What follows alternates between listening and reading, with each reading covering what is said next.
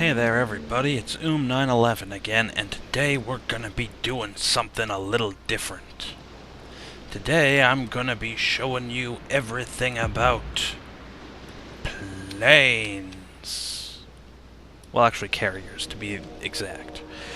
The aircraft carrier class. The most different of all the classes, mainly because most of the time you don't spend directly controlling the ship, which is different, because normally you are, but in this case you aren't.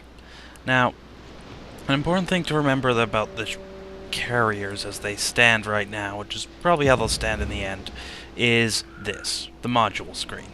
Now, I use the Lexington. I'm using the Lexington, which is a tier 8, I believe that's what that is there. Actually, I'll show you the skills first. There are a few skills specific to carriers. This one here, decrease the servicing time for your aircraft, increasing the survivability, increasing the attack power of your fighters, adding a fighter and a bomber to your squadrons. There's also things like the advanced armor. The secondary armaments are very important on these, as is the AA. These ships have the most AA in the game. Not the Lexington itself, but carriers.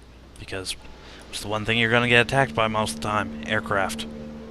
A lot of people compare carriers to artillery, and they really aren't. Even nowadays, people still don't seem to get the idea that carriers are different than artillery.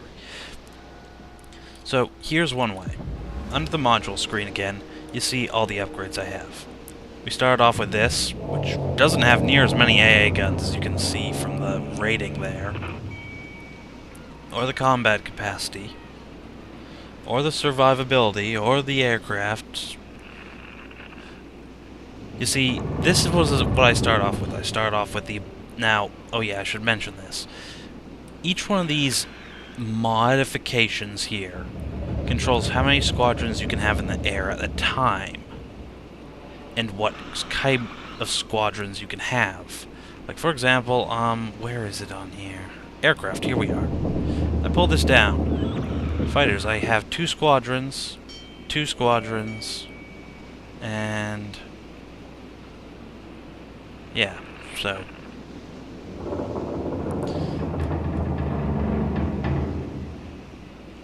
That's a bit. But basically, you can also upgrade your fighters to different ones. Like, I'm carrying Corsairs right now, I was carrying Wildcats before, I'm carrying Avengers now, I was carrying Seawolves before, and the one that you don't see on the deck right now is the Dauntless Dive Bomber, and I find this setup to be the most useful with the Lexington, but of course you could use them that way, like switch over to this one as your default one,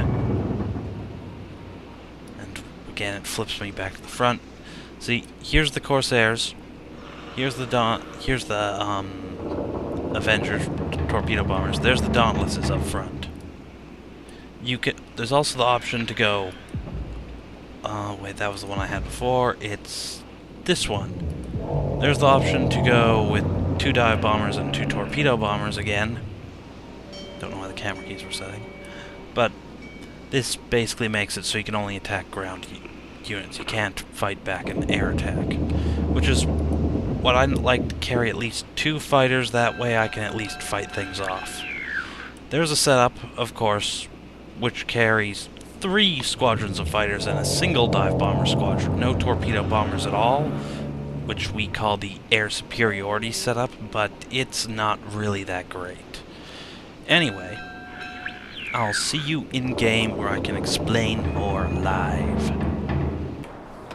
Okay, we're on Islands of Ice, and I'm at a bit of a disadvantage. I am fighting a team that has 2 Rangers on it. They are the Tier 7 carrier. This is both a good thing and a bad thing. It's a good thing because my aircraft are better than theirs.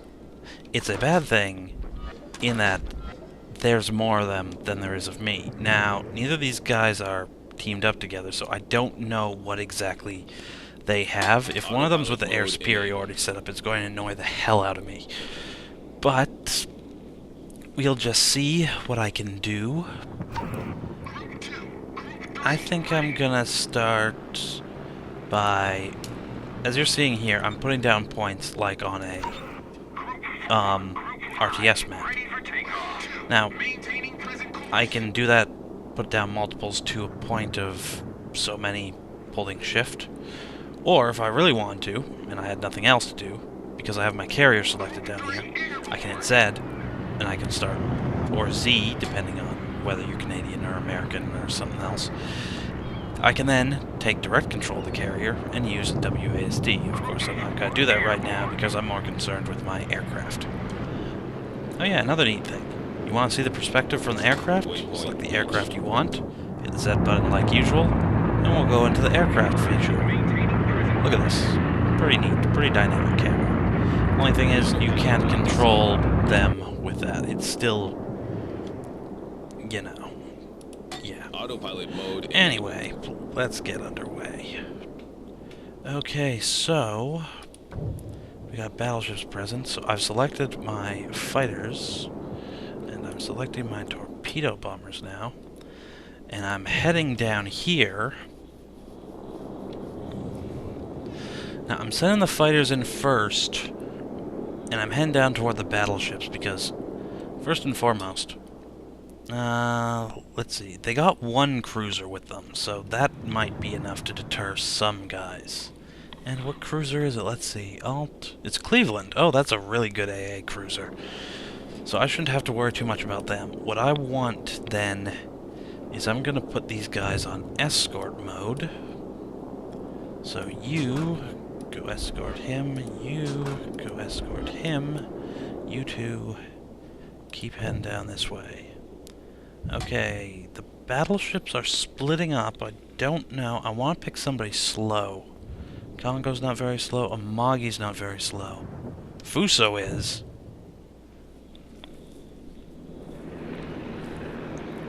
Oh, yeah, looks like they're either both balanced or all of them have the air superiority set up, which is bad for me. Very bad for me.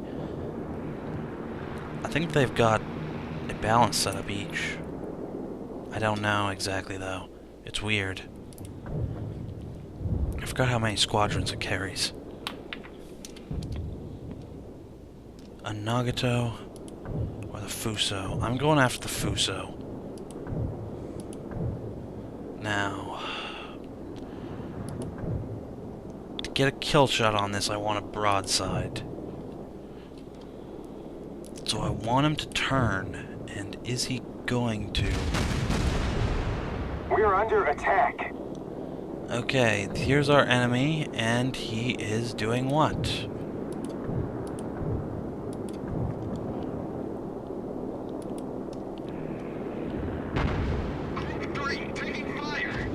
Okay, I've dropped my torpedoes into the water. Returning. And I'm running for it. And the enemies are coming in. And it's time for us to kill enemies. Oh, and I managed to get a kill. What do you know? But this is the problem I'm going to face now.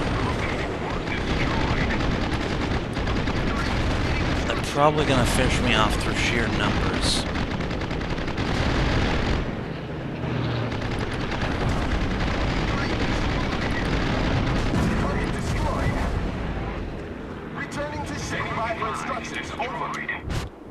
Alright. I'm in a bit of trouble now.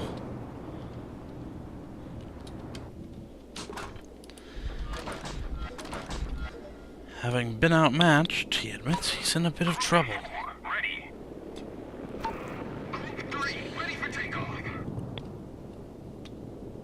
Now, Autopilot mode enabled. I must figure out how to get out of this situation. The Amagi is going to be a pretty big challenge.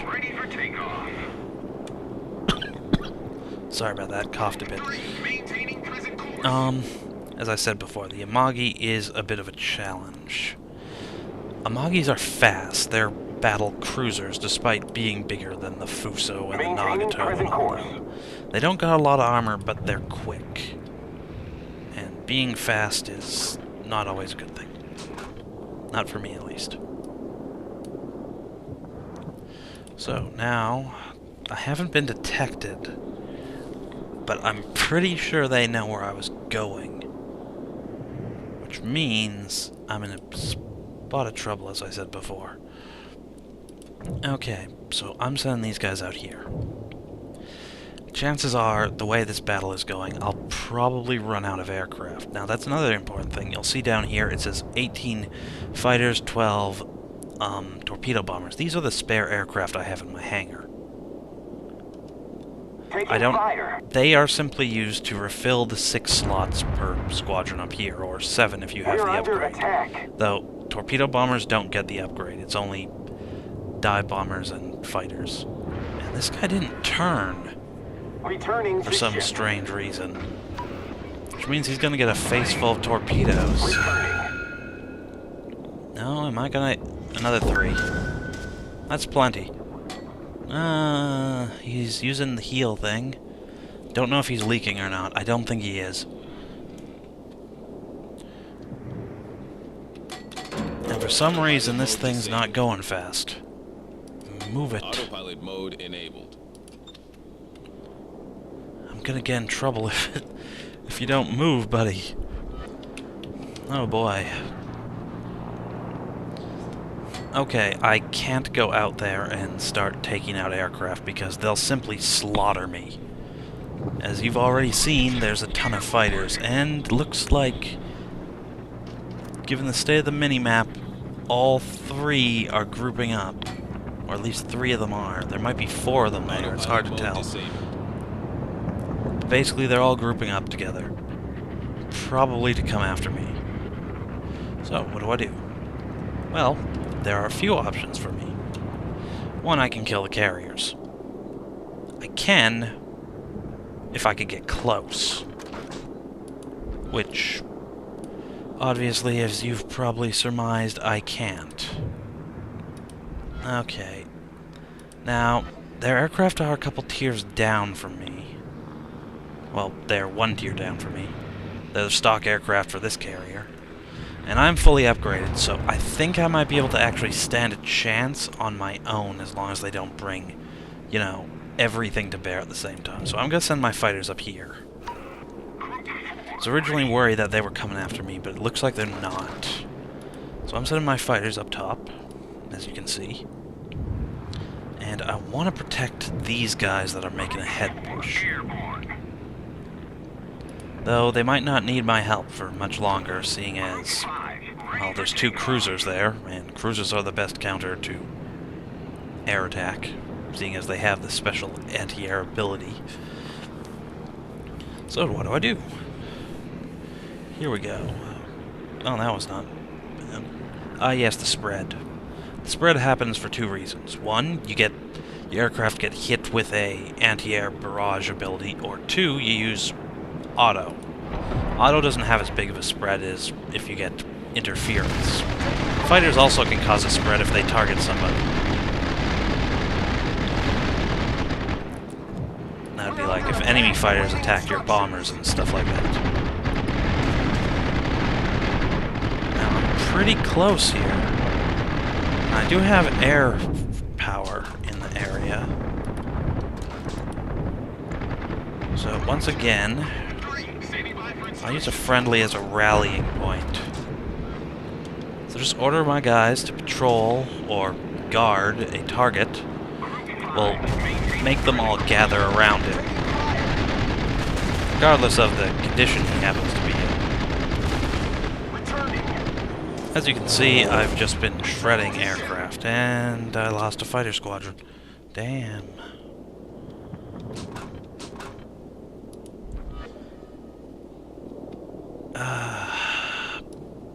That's not good.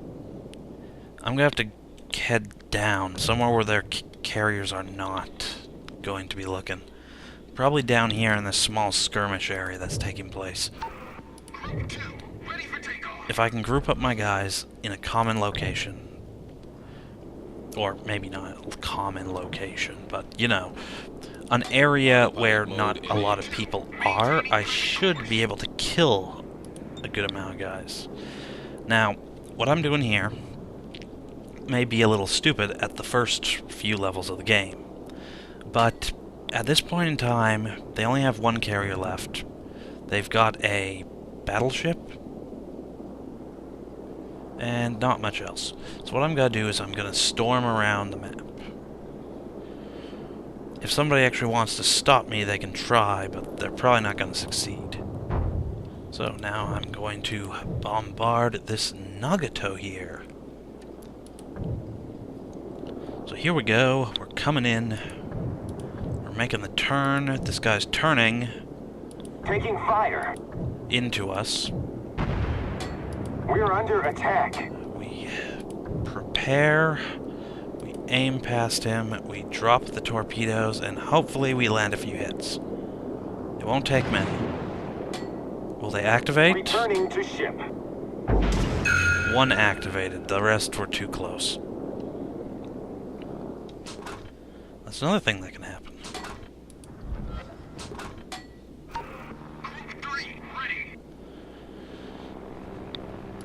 Alright. Time to go hunting. Airborne.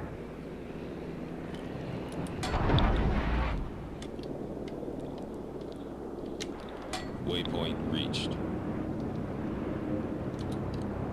Alright, now that I have reached my waypoint, I will continue on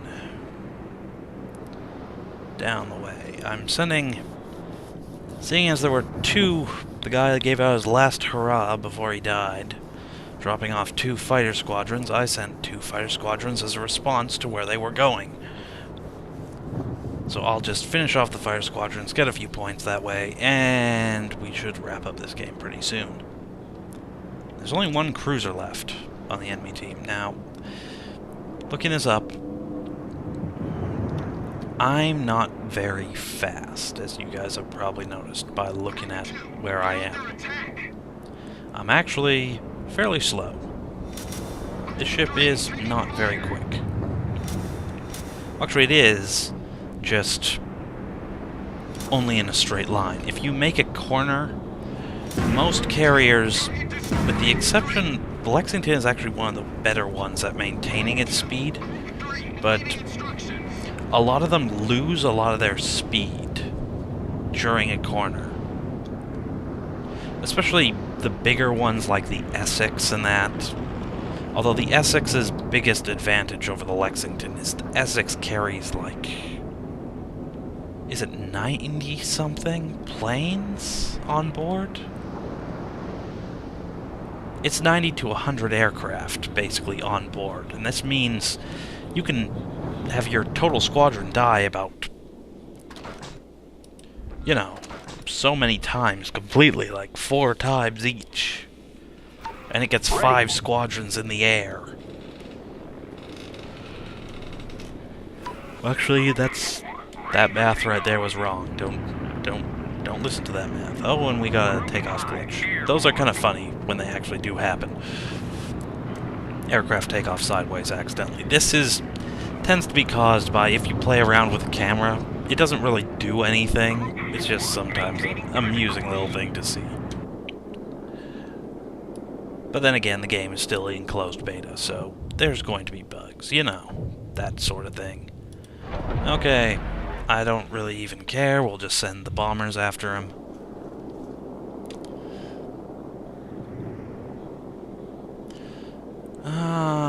What are we at? We're at 523. This is starting to get a little boring, so I'm just gonna play the troll card and go after the cap circle.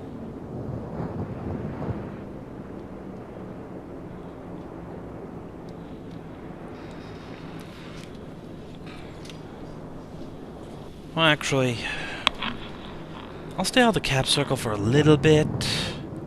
Let's get a dynamic camera shot. Not of you guys, but you guys. Here we go. Oh, look at this. Isn't this a nice camera view? Down there we have the New Orleans and the Cleveland. There's another Cleveland over there. The Nagato and the Fuso on that side. They're basically boxing this guy in. Oh, and there he is.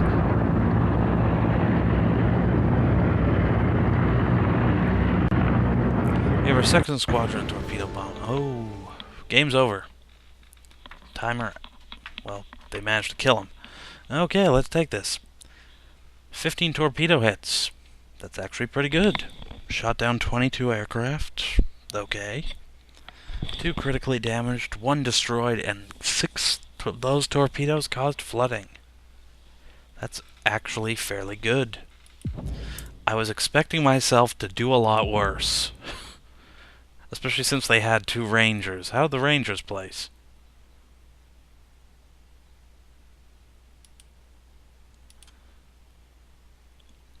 The Rangers... Well, one of them was okay. The other one wasn't that great. Oh yeah, that's because he got so many aircraft kills. 23 aircraft kills. Oh, that guy must have been running an air superiority setup. As you can see, 22, 22, 20, 18. Amagi's actually got some pretty good anti-air, just like the Lexington, though. Of course, there's a lot more secondaries on the Amagi than there are on the Lexington. And besides, I didn't even get into range where I could use my anti-air on my ship. But yeah, carriers.